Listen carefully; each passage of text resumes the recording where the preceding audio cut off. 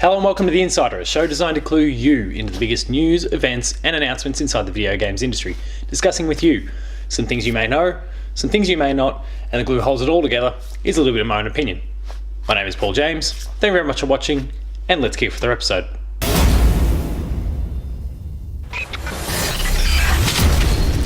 Welcome to the gameplay demo walkthrough of CD Projekt Red's upcoming title, Cyberpunk 2077.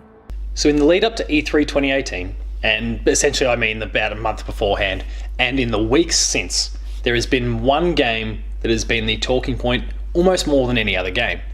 We've heard of Smash, we've heard of Red Dead, we've heard of Spider-Man. There are lots of big games coming out at the end of this year, but there's one that's not coming out for potentially a couple of years, Cyberpunk 2077, that has been spoken about in great depth by a lot of people. There is a lot of hype, a lot of enthusiasm, and a lot of excitement.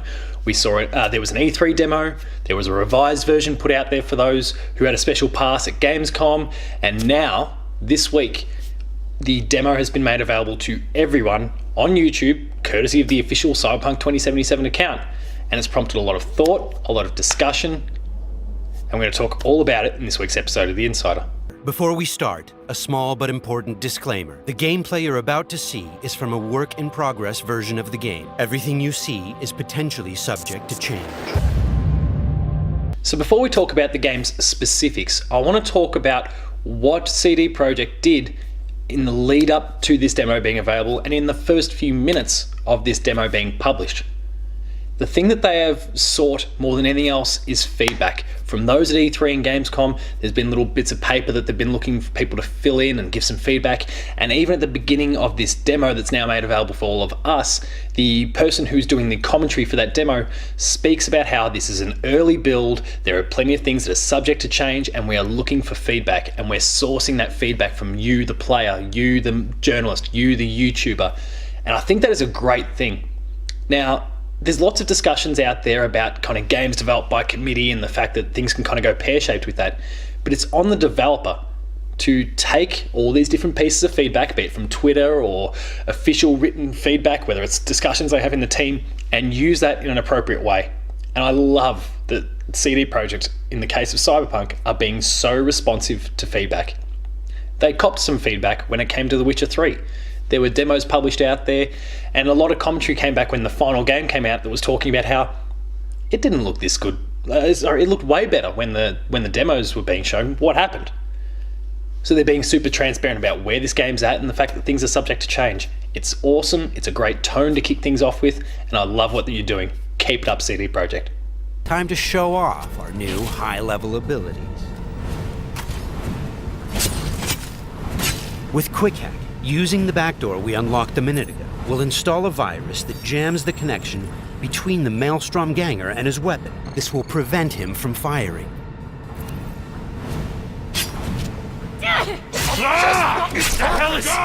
Looks like he's having a problem now. Nice. Right, first, let's start talking about the environment. Let's talk about the world.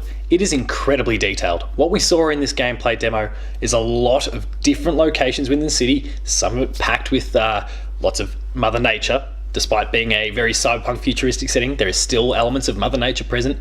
And then a lot of big buildings, external, internal. We saw like highways, we've seen streets, we've seen little alleyways, we've seen parks. There's so many different aspects of this city that we're in that were shown to us. And that really bodes well going forward. We've got a bit of a snapshot into what we're going to be seeing there, and it all looks great. There is an attention to detail here. Everything has a purpose. There's no... You're walking past a billboard of sorts, like one of those electronic ones, and it actually can be interacted with and has some input into what you're doing. Everything has been thoughtfully considered, and it looks great, and I'm keen to see more. This is a living and breathing world that you can interact with. Give me more of it, CD Projekt. Give me more of it.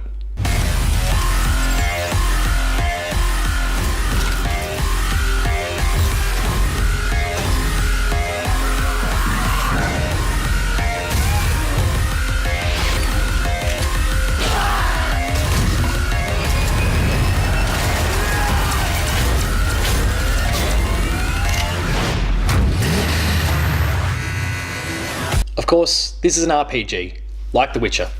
And being an RPG, there are a lot of systems in play here. Choice is really important. We've seen it in Mass Effect, we've seen it in The Witcher, we've seen it in so many RPGs these days. Choice really matters. And they showed us one particular playthrough in this 48-minute demo, but they spoke regularly about how things could change depending on a choice here. Hey, this is an important thing. You could choose to go down this path, maybe you could go down this path, maybe you want to be passive, maybe you want to be violent. And the story can spin off depending on when you make that choice. So you could be violent from the very beginning, like just going all guns blazing, and that changes an outcome because maybe someone's fled the scene because you went in all guns blazing. Whereas if you're super passive, you just make your way there slowly, and then when you found the person that you're after, then you can shoot up the place. Well, then you manage to achieve a particular objective. But there's so many little combinations and permutations that could take place here. Choice is really important, and I'm keen to see how it plays out in the final result. We obviously got to look at gear. They didn't speak too much about it in terms of your armor, in terms of the specs, but you can see the usual RPG systems in play here. Plus 30 this, minus 20 that, add to a physical attack, subtract from this. All those features are there, and I'm glad to see it. Especially given we're playing a first-person shooter, essentially. It's good to see those systems in play. We saw the world, we saw the interaction with the world. I spoke about it in the last segment there. We see how these can kind of link in with different quests. And if there's anything that I've learned from The Witcher 3, it is that CD Projekt Red are incredible with quests. Some of the quests that were designed in The Witcher 3, side quests I'm talking about here, that we thought were really innocuous and irrelevant, actually linked in with the core quest, and we didn't realize it at the time. And I'm looking for more of that in the case of Cyberpunk. I expect they'll be able to deliver that, and because of the nature of the game and how more outlandish they can be in many ways, I think it gives them more scope to take this system and develop it even further, and I'm really keen to see how that comes along. Then there is, of course, the Ripper dock upgrades. And the Ripper dock is essentially you ripping off this arm. This is a cyberpunk setting, so we're talking about augmentation of the body with machinery. You know, your arm gets ripped off, you replace a new arm. You can see them in this, as someone who's not particularly great with medical procedures, observing them happening on TV or in real life. It was a little bit much for me at different points, but like you're seeing like a machine wrapped around your character's arm, and it's piercing their skin with different things to, I guess, inject different pieces of machinery or whatever. I don't exactly know. Obviously, it's sci-fi, but like you can see these things happening. You can, like, the eye gets taken out, and a new one gets put in that has particular abilities and skills that allow you to then see through walls or whatever. Like, it was really, really cool seeing how these systems are all going to work together, and I can't wait to see more.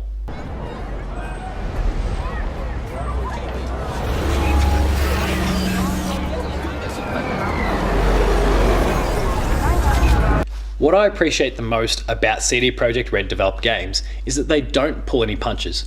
We've seen it in The Witcher. They throw everything at you, including the kitchen sink.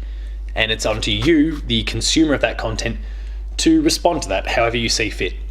And that means that we're going to see, and was shown in this case of the Cyberpunk demo, we've seen a lot of really visceral violence.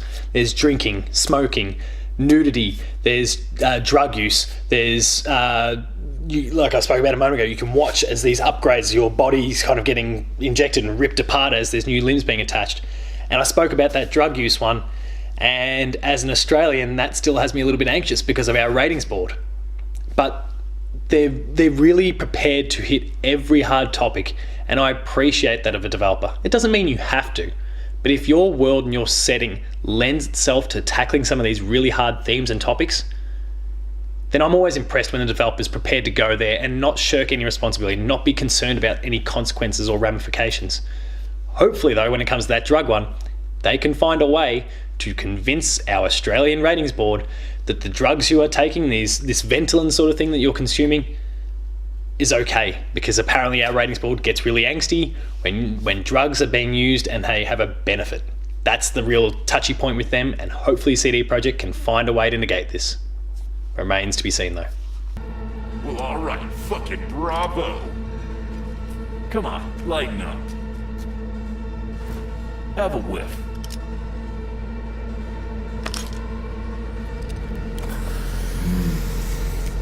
better.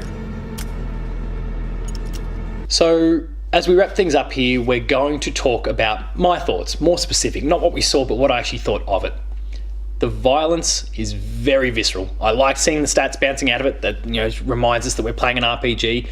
But I like how visceral it was. They're not pulling punches. I spoke about it in the last segment. They are prepared to show you everything, and that could be confronting at times. It might be confronting to me, but I appreciate the fact that they are going to show us every little bit of the violence that you inflict on people. You could choose not to be violent if you wish and play your way, but I really like the fact that they're not pulling any punches there, and that's great. The RPG systems are gelling together well. I could see how the gear and the abilities that you collect, whether it's those long kind of blades that emerge from the arms that we've seen in the original trailer, to the way you use your guns and an augmentation in your hand that gives you basically a HUD that shows you your ammo and all those sorts of things, how these systems all seem to gel is looking really impressive. And I can't wait to see what things look like when you get to end game levels and you've got all these systems and they're all kind of meshing together. It'll be really great to see. They added there's some driving in there. I spoke about highways and roads before, and there were some chases, there were some shootouts. I was leaning out of my car and I wasn't playing the game. The character was leaning out of the car and shooting at those in front that were attacking you. It was cool to see that in a semi-traditional RPG, and we've seen CD Projekt deal with very traditional RPGs, that there was some serious action components taking place here. And it was cool to see that it all worked. It was great. The world is bristling with life. It looks great. There's lots of little communities performing their own daily tasks. It's almost as though if you weren't a part of this game, it wouldn't matter. They'd continue going about their business. You don't have any great bearing unless you inject yourself into something. Otherwise, people are going to go on about cleaning up their shops or chatting with their friends or heading from one place to another, and you don't matter. And I think that's great. That shows this living, breathing world works. But then there were some things that I was not so impressed by. The VO is the primary one. The voice acting was a little bit off here. It felt stilted, it felt old and kind of dated in many ways. Like there was none of that emotion and there was none of that flair that you come to expect. And I know that in some ways I might get criticised for this because I'm calling the voice acting robotic. And I know that we're working with essentially robots here. We've got augmented people here. Maybe their voice boxes have been replaced for some reason. But we need some inflection. We need some tone. And it wasn't present in this demo. And I know from other previews that I've heard about the game since E3 that others have seen this as well. Now it's just my opportunity. And I'm sure CD Projekt is going to respond to that. Visually, the game is doing some awesome things. I spoke about how beautiful the world is before, but it's clear that there's still some rough edges. The physics engine doesn't work. It showed with the hair of some of the characters there. It was just clipping straight through their shoulders.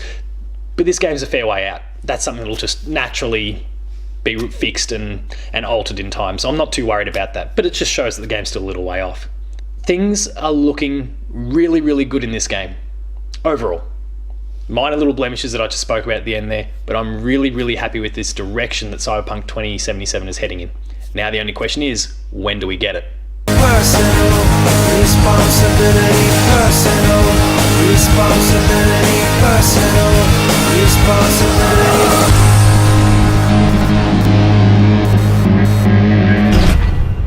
So that concludes another episode of The Insider. I hope you enjoyed it. If you did, please consider liking, sharing, and subscribing. All those buttons are down below here, and hit that notification bell. That way you're alerted to every video the moment it goes live on the channel. That includes Patched, the Late Game Review, The Insider, Player 2 Plays, Gamer School, and heaps more. There is some awesome content on our channel. Please be sure to go and check it out. For written content, please visit the website player2.net.au, where you'll find reviews, previews, opinion pieces, news, features, the Player 2 Writers Draft, details for the upcoming Player 2 Marathon. We're raising money for charity. Please consider checking it out. And a whole lot more. There is some awesome content there contributed by some of the best talent in Australia. So please be sure to go and check out their work. For rolling updates, you can find me at PaulJamesP2 on Twitter.